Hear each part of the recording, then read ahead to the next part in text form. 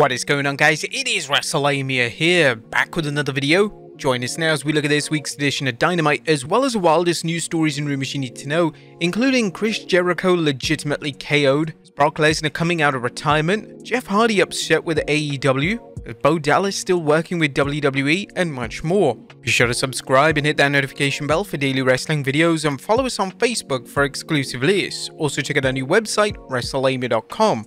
As always, we won't recap the show, but just look at the good, the bad, and the downright ugly. As always, we start off with the good as number 1, Samoa Joe sets the rules. Recently crowned AEW World Champion Samoa Joe unveiled a new version of the title belt on Dynamite and a new set of rules for wrestlers who want a shot at his belt. The Samoan submission machine cut his usual badass promo, telling would-be challengers the days of crying on social media for a title shot are over, and the only way someone gets a title shot is based on their reputation and lobbying with the championship committee. This is fantastic, by the way. And the ever-humble Joe said after that challengers would get an express pass to getting stomped out in front of their fans. It'll be interesting to see whether this plays out, as Joe says it could add more of a real sports feel to the title. Number 2, a fun homecoming episode. AEW always seems eager to turn its weekly shows into special editions, as seen by episodes like Grand Slam, Battle of the Belts, Winter is Coming, and many others. And not every special episode has been special, but last night's return to Daily's Place, AEW's home during the pandemic, was a very fun show with some solid matches, including 2 exciting 8-person tag matches that featured some fan favorites. Number 3, a wild Sting and Darby vs Don Callis family match. Sting and Darby Allin scored a hard-fought win over Don Callis' team of Powerhouse Hobbs and Takeshita. The Tornado Tag Team rules, where all 4 men wrestled at the same time, was a challenge for Sting, as he couldn't take advantage of the rest periods inherent in a traditional tag match. Nevertheless, Sting rose to the occasion, putting in a decent match, highlighting him by performing a Scorpion Death Drop off the stage and through a table. It's incredible to watch the 64-year-old Sting perform these moves, and hopefully he'll continue emerging unscathed as his retirement match at Revolution draws closer. Number 4, there may be hope for Toni Storm's gimmick. And there may be hope for Toni Storm's timeless gimmick, as Storm's promo last night was magical, as Timeless Toni was also clueless, admitting she'd never watched superfan Maria May's match and claiming AEW's latest female hire was Wendy Richter. Storm's character is a good gimmick, but it's weighed down by her uneven performances in the ring, and it's uncertain why AEW thinks she needs the women's title. And Claudio vs Hangman Slugfest. A Claudio Castagnoli vs Hangman Adam Page was another example of AEW's talent roster being so deep that it can book 2 wrestlers with a little build-up and create an instant classic in the ring. Hopefully last night's Castagnoli vs Page match will be revisited after Hangman finishes his feud with Swerve Strickland. But that was the good. What about the bad? As number 1, Ric Flair shouldn't be in a ring. Is Ric Flair a good addition to AEW? Well, yeah, okay. Flair has tremendous value based on his legendary status, but AEW should keep him well out of the ring. Watching Flair throw chops at Powerhouse Hobbs was embarrassing, but not as much as when Flair tried to exit the ring. The Nature Boy looked like an octogenarian with arthritis trying to navigate an icy sidewalk. Number 2, Undisputed Kingdom is off to a rocky start. Last night's promo featuring the Undisputed Kingdom was a reminder of the potential the group has, but how it's clearly hampered by Adam Cole's injury. With Wardlow playing another supporting role, the group's top player is out of action for who knows how long, which means all he can currently do is cut promos. That's not the way to build a faction up, particularly when many of its members are seen as B-listers. AEW is going to have to figure out a way to jumpstart Cole's coalition, or it's going to crash on takeoff.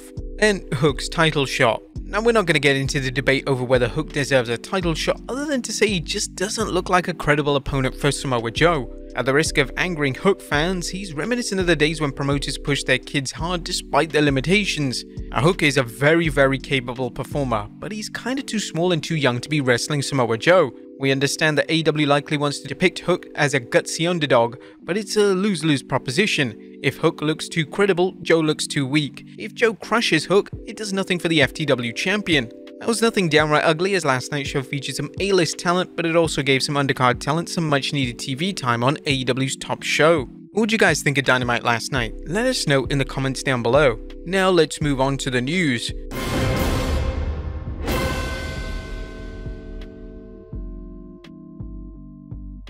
Our first story looks at Chris Jericho legitimately KO'd on his cruise. As new reports are coming on the rumored beef between WWE Superstar MVP and AEW star Chris Jericho. You may recall rumors of an altercation between MVP and Jericho at a hotel, and now a new story is making the rounds concerning an incident that allegedly occurred on one of Jericho's wrestling cruises. The story hit the internet after Brian Last, the co-host of Jim Cornette's podcast, revealed, "Man, there's a story I would love to tell, but I didn't get permission. But him, Jericho, getting knocked out on his own cruise ship by someone he mouthed off to, it's the most incredible story, but I can't talk about that today."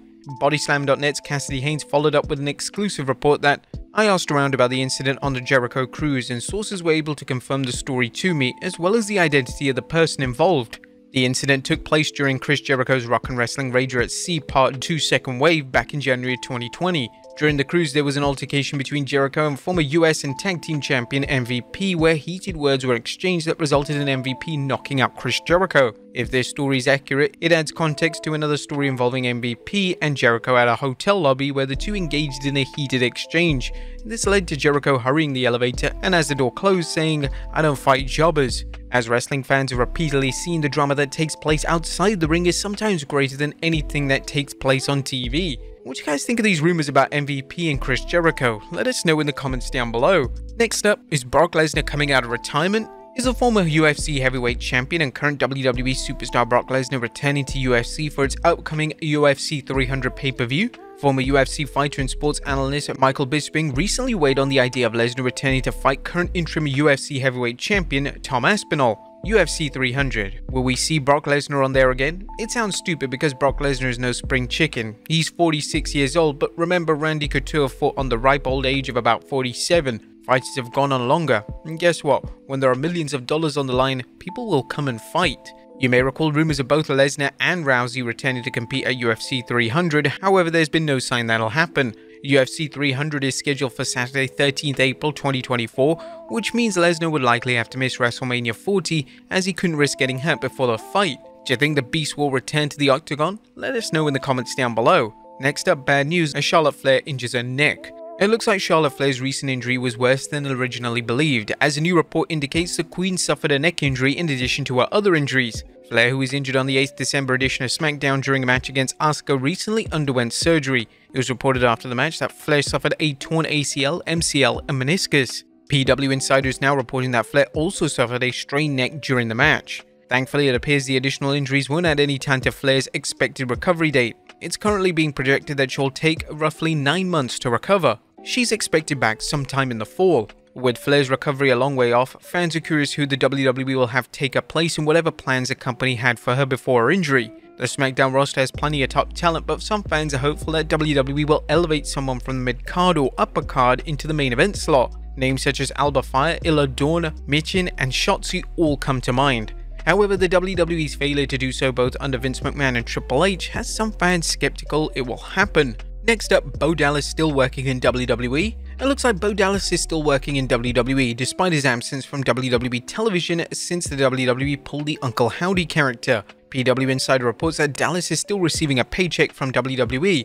It's unclear what his role is in the WWE, but regardless, many fans see it as a classy gesture by WWE following the untimely passing of his brother Bray Wyatt last year. Next up, Jeff Hardy upset with AEW. A recent social media post from Jeff Hardy has fans wondering whether Brother Nero is really upset with his spot in AEW or just working the fans. Hardy recently posted a graphic promoting AEW's Homecoming episode along with this message. We the Hardys will not be appearing on this live show called AEW Dynamite. We the Hardys are stuck in a dimension of AEW Rampage. While wrestling's charismatic enigma may be upset with being stuck on Rampage, it's also part of this storyline that Matt Hardy hinted at that fans would see a version of the Hardys they've never seen before. If not, Jeff isn't the first talent to find himself struggling for TV time.